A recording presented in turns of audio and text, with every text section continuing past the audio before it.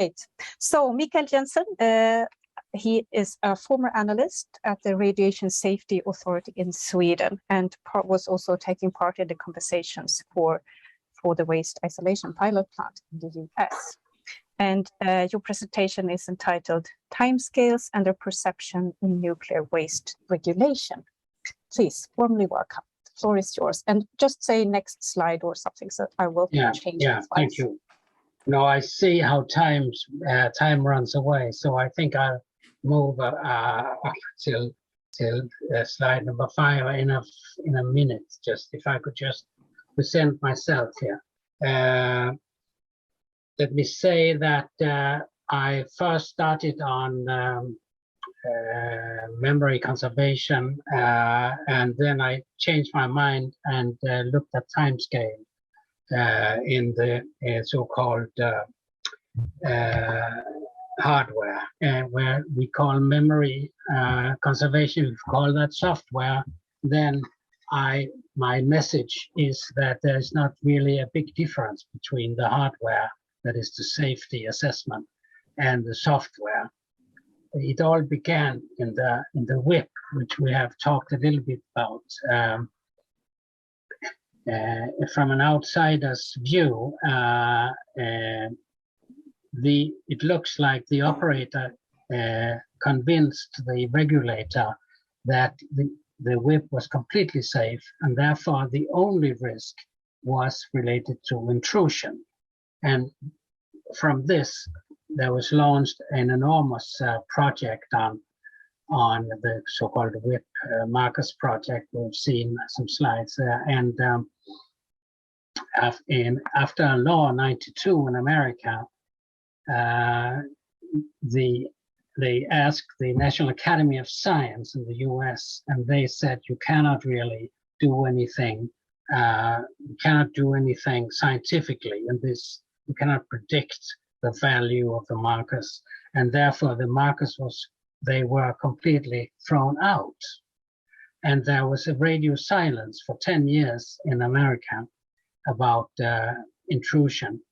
And when you saw later on some studies like the one we have seen, RKNM, the intrusion is still not in. It is there's a discussion about credibility of the recording, credibility of the safe hardware here, and recording information that you have based your information on good science and all kinds of things, but nothing about intrusion. That is what. So it has gone. It's been a roller coaster going up and down this field. But let me now go to slide number 5. That is about those standards. In the US, there is some logic to the process. You can see how they started and how they failed and how the Congress moved forward. So therefore, I've taken them as a reference. In Sweden, it was a chaos and confusion where the law said it must be completely safe, and nobody really knew what that meant. So it is good to follow actually the process in the United States about this. You see here, they have 2 timescales now for Yucca Mountain. That is 1 to 10,000 years and 1 to 1 million years. And they have this problem built in that you need to do something in 1 million years, which is not really credible. In Sweden, there is a time scale of 10,000 years, and that is really a compromise between what we know, what we have seen 1,000 years old, and trying to do our best. Whereas in the time scale 2, we look at qualitative scenarios. So let's go on here. And the regulatory in many countries, not all countries, many countries, they have risk probability and randomness. Probability and randomness, they are part of the risk concept. And they sound easy, but they're actually impossible to define exactly in relation to the real world. There have been attempts to axiomize probabilities by a Russian scientist by the name Kolmogorov, and also he had a Swedish pupil called Per Martin Löf who made a mathematical definition of randomness, but these are not really things which are related to our world. According to another theorist from Italy, risk does not exist. And even if we accepted risk, we had the problem of risk dilution, which perhaps you can show on the next slide. Here you can see different scenarios where people would get a dose from an outflow from the repository. You can see they vary very much depending on when they happen. And you still had to decide whether you want to the annual risk, conditional risk, or the means of peak, or perhaps a peaks and mean you can also have. It is not at all clear. It is not. It sounds like a clear concept, but it is not. The term concept of risk. And another thing is with risk is it fails the test, which is called the clairvoyance test. If you knew what would happen in a million years, you would still not be able to know whether the risk was too high, because you would still be lucky. You would say it's like telling your child you must when you go out on the bike ride here, you must be careful and don't take any risk. And if the child returns safely, we don't really know. We are none the wiser. You don't know if any risks were taken. Let us go to the alpha and omega risk. It starts with an outflow from the repository, and it ends with somebody getting a dose. And the alpha risk is the probability that something will happen. The isolation fails. The problem of this, defining what happened and when it happens, this has put the risk regulation in question. We have it in Sweden, we have it in America by dose, but the Germans have said this is simply too difficult to use, so we will use another way of regulating. We regulate with something called best available technology or technique. I think I have, we need to go to the omega risk. I think I made by mistake a few copies of the same there. So if you go to the omega risk is before that. The omega risk has two components. That is when people in a long chain of events ends with a person getting the risk. And then there is what is the risk from a dose. And that is the recipient gets a dose, but the risk from a dose has been studied extensively by the A-bomb survivors and Chernobyl and many more, and it has a certain degree of acceptance. But number two is much more difficult. How do we model a person getting risk? What do the people do? How do they live in 100,000 years from now? Do perhaps they inhale their food? Or we don't really know. So that is a scientific problem. It is a scientific problem, but the regulatory solution is simply to model man today, how we do it today. But we don't really know whether this is also something that has no bearing at all of what actually happened. So my point is that for these very long periods of time, we use a criteria which is very soft and fluffy, And although we may move forward and it has a certain degree of relevance and acceptance, it is still very far from something strict, as it sounds very strict, but it isn't at all.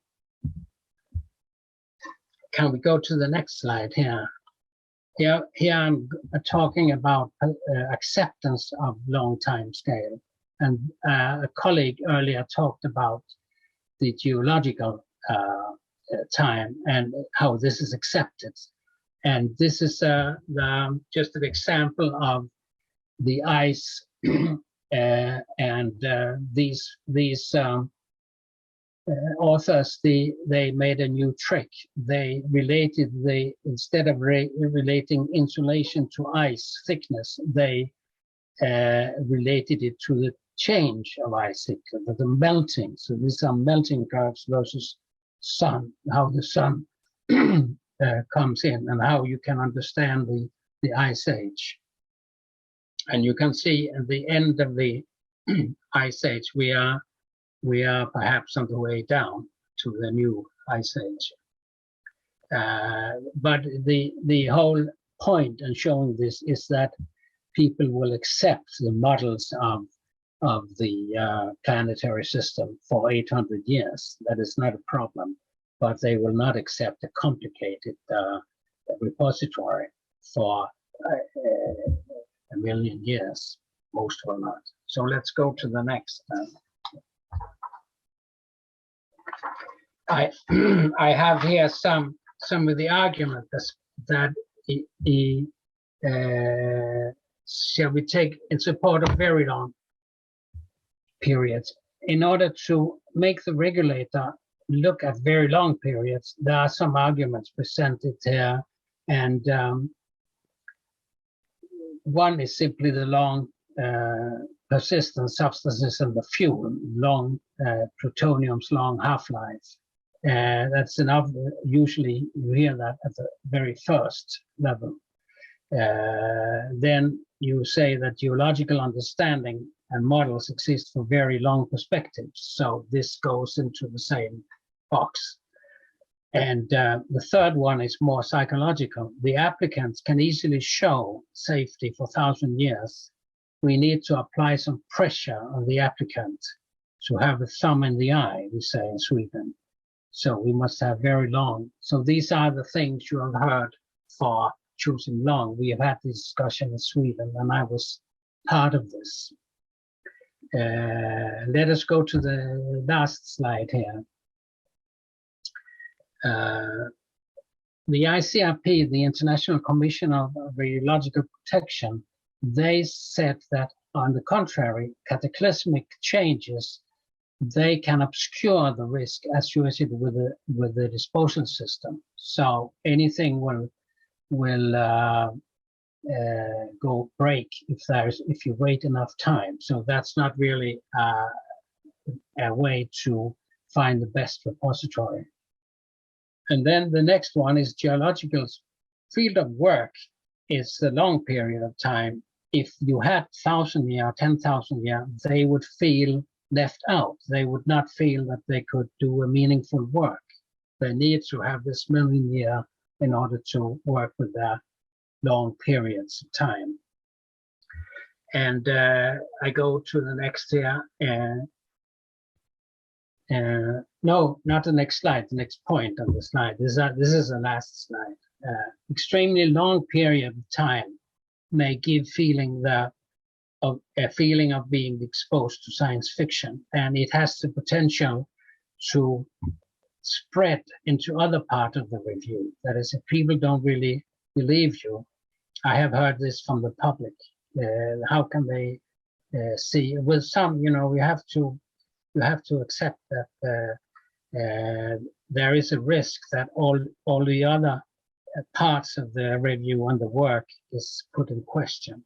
So that is one thing. And the last one is if the repository is safe 10,000 years and then suffer a leak, 1,000 years perhaps, so the low many short-lived nuclides are gone, then the worst case will have it will be bad enough, but it will have a limited effect. It is not completely unique. We have leaks in Sweden from Alum shale with uranium and arsenic. It's simply not possible to drill wells there. That is the case. So these are. I try to give here the feeling that the time scale is give the feeling that we have hard in the safety analysis, the hardware that is very strict, and you have models that is credible that are credible, but in reality this is not really the case. So in the end, I don't think there is a big difference between the hardware and the software, that is the memory, the problems with the memory retention and information conservation. That they are very much in parallel, and they are not that different from each other. Thank you.